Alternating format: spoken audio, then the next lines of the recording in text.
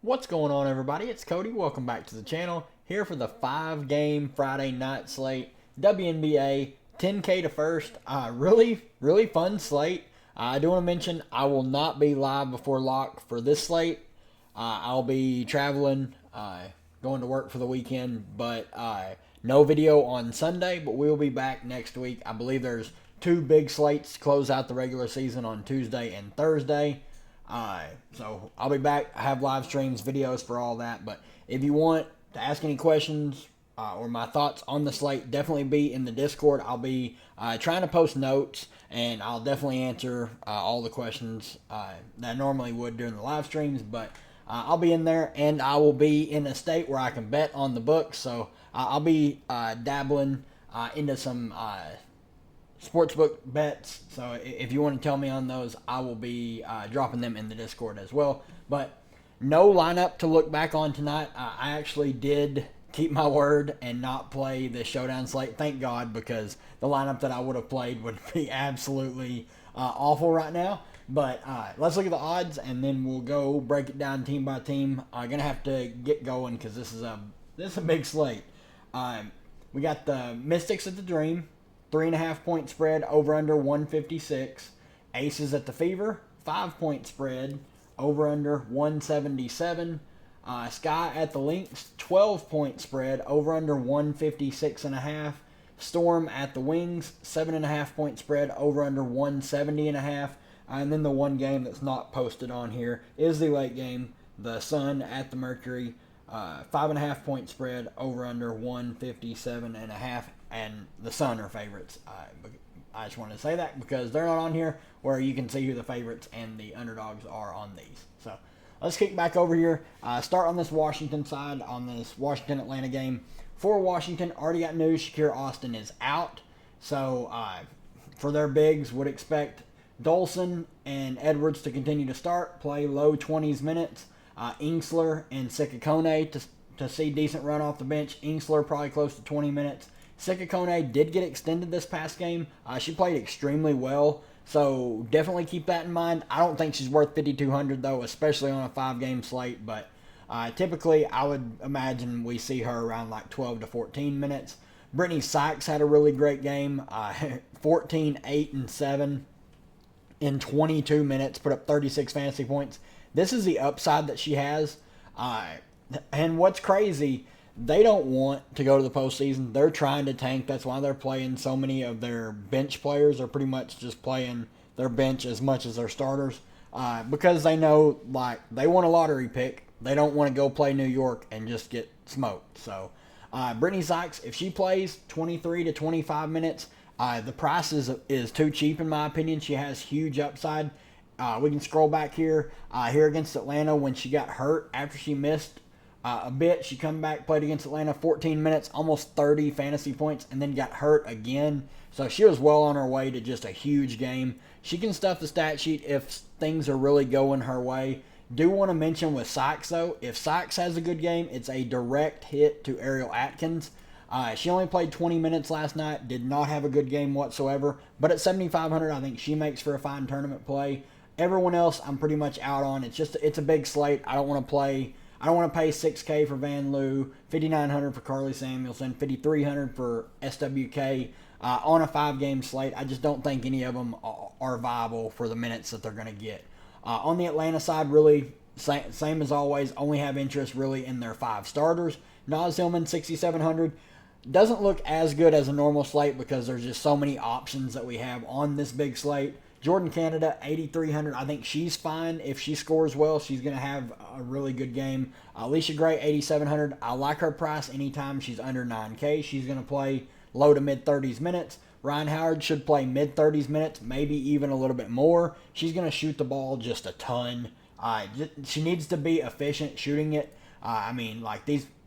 This last game, 5 of 19 shooting, really killed her. Game before, 13 of 28, 12 of 26. If she can keep it at like that 45 to 50%, she should have just a big game. Tina Charles, 10.7K. If the minutes are there, they were down a little bit here against Minnesota, lost a couple minutes. If she plays 35 or 36 minutes, I think she can easily pay off 10.7K. even at 33 minutes, like 4 of 16 shooting, she's just going to take a ton of shots. So I don't mind going there at all. Aces at Indiana, the rematch from last night's game. This game should be awesome. We saw the Aces get the first one. We'll see if they can win both in Indy, but it's going to be tough. Asia at the top, 12.6K. I think she's once again the best player on the slate. She's the best player in the league, so fade her at your own risk. Kelsey Plum and Jackie Young, I do want to mention Kelsey Plum only saw 24 minutes here against Indiana. I don't know what's going on. She's just not been that great this year. Obviously, she has big scoring upside. The peripheral stats just haven't been there at any kind of consistent level. And then I have to talk about my girl Jackie Young. Man, she's been really, really bad. These past 3, she's just been so bad. She did play 30 minutes, but she's just not aggressive whatsoever. She passed up on multiple layups in this game against Indiana, just wanting to kick the ball out for some reason. I don't know what's going on. She needs to be a little bit more aggressive. 8,900, I think she's a fine tournament play, but you just have to know she's been really rough. But the ceiling is 40 plus in a matchup like this where it's a pace up spot. Neither team plays that great a defense. Chelsea Gray, 8,100. I think she's fine. Tiffany Hayes should play right around 20 minutes. If she's scoring the ball well, she can pay that off. But once again, it's a big slate. I just think there's going to be much better value plays to play over her. Kia Stokes, 5K. Assuming she's going to start again, she played pretty well in 17 minutes, 11 fantasy points. Obviously, you want to see a little bit more minutes-wise. They played Alicia Clark a lot, mostly because she hit 4 of 6 threes. And she's a good defender, so if she comes in and hits her threes, it's gonna kill Kia Stokes' minutes. Everyone else, I'm pretty much out on. I don't think I can pay $4,500 for Sydney Colson, even though she's played really well. These 12 minutes here against Indy, she played very, very well. 4 assists. She was playing really, really good defense. 11 fantasy points. If she was a little bit cheaper, I might have some interest. On the Indiana side, Caitlin Clark, 12K. She's not priced higher than Asia Wilson on this slate. She had a really rough go against the Aces. 6 of 22 shooting, 1 of 10 from 3. But the minutes are what matter. She's going to play practically the entire game. Obviously, we know her peripheral upside is crazy. Her scoring upside is crazy. She shot 6 of 22 and 1 of 10 from 3 and still put in 16 real-life points. I think this could be the spot where she goes nuts. This just feels like a Caitlin Clark game. I just have that feeling, but obviously one of the best tournament plays in the slate. Aaliyah Boston, 11K. She's going to be extremely low owned following this dud against the Aces where she fouled out. Asia was just dominating her. Kelsey Mitchell is fine, 9,900. I just can't go there. It's just a ridiculous price. She put up 24 real-life points and not even cracked 30 fantasy points. She didn't even pay off 9,900. So you need 30 real-life points from her and some peripheral stats for her to come close to paying off 9,900. 9 of 19 shooting. I just can't go there. I think she's $1,500 too expensive. Nalissa Smith, 7,600. Should play 20 to 24 minutes. My worry with her is she can be played off the court. She's very lazy at times. Her defense can be really lacking, and they will just go to Fag Benlay, especially if she plays well in her first rotation. Lexi Hull, fine at 7,200. Fag Benlay, fine at 6,200. Everyone else, no interest on Indiana.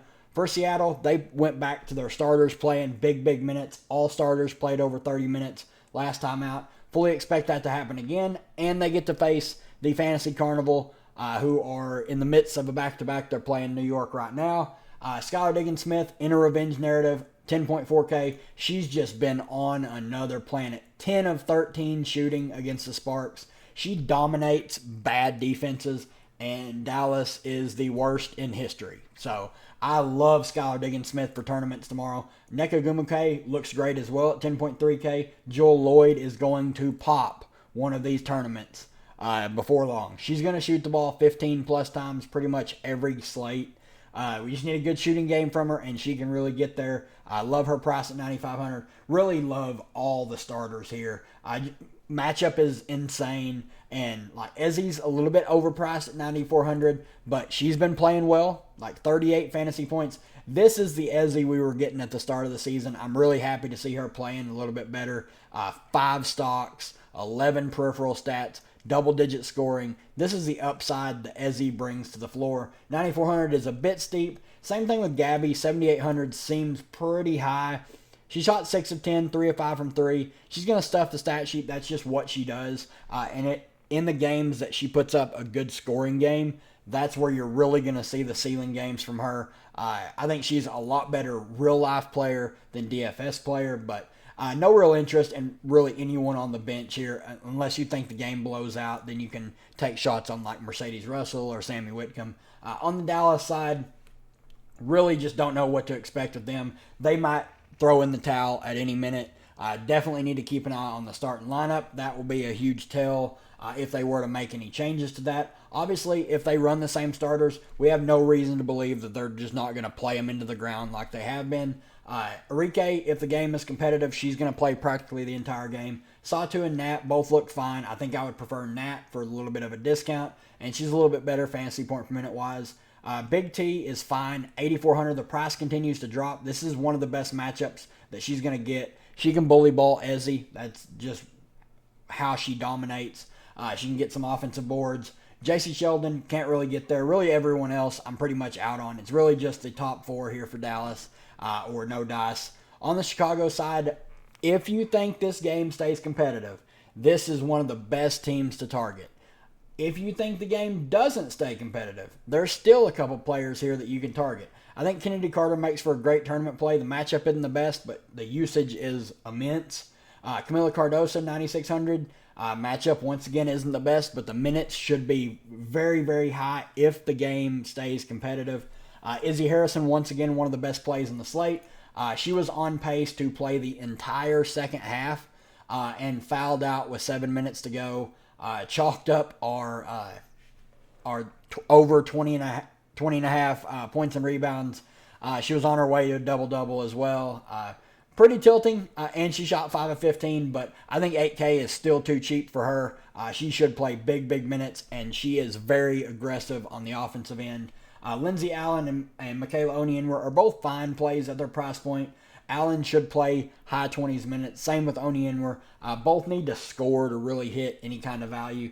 Dana Evans was abysmal against Washington, but still 17 minutes. Fully expect her to play right around that same amount of minutes again. Needs to hit her shots like the others. Bree Turner, 4,400. She actually had a really good game. In 21 minutes, 14 fantasy points at 3,800. She did hit the optimal. I mentioned I did like her as a punt play. I think she's in play again. I do think these minutes are a little bit inflated.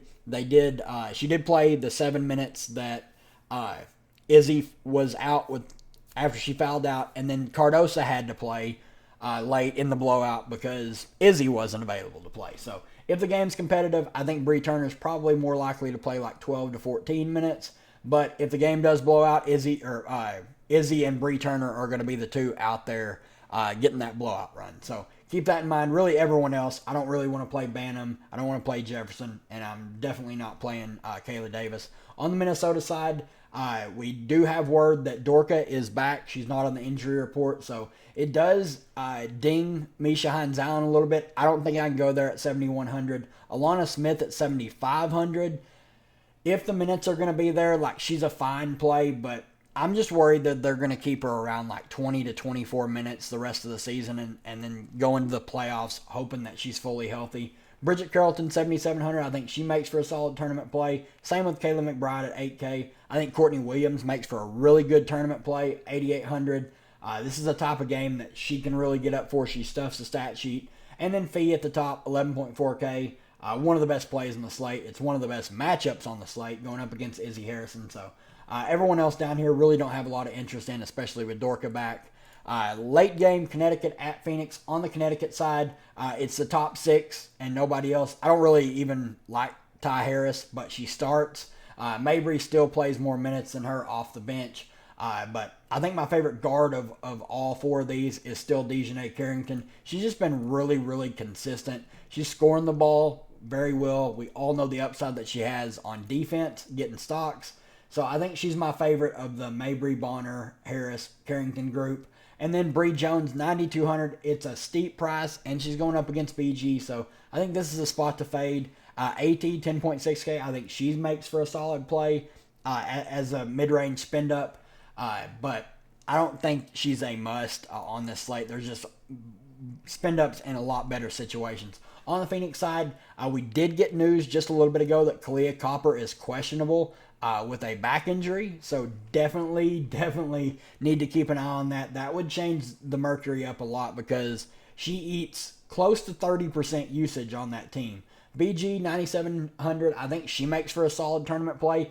Everyone on Phoenix is pretty underpriced. DT, 8,600. Not the best matchup, but she's playing at home. Natasha Cloud, 8,400. Once again, not the best matchup, but she can stuff the stat sheet, and she's been shooting the ball a lot more of late. Obviously not this last game when they just got absolutely blown out, but 3 of 10, 2 of 12, 5 of 16. I mean, she's not been shooting the ball well, but she's been shooting it at least, and that's what you look for upside in a player like Natasha Cloud. Sophie Cunningham, 6,800. Mo Billings, 5,700. I think both are fine tournament plays. I would lean Sophie over Mo. Not really crazy about either of them. And then everyone else, I just don't think you need to go there on a 5-game slate. But that's going to do it for me, guys. I hope you guys enjoy the video. If you do, leave a like. Really helps out the channel grow. Good luck to everybody, and we'll see you guys next week for the videos.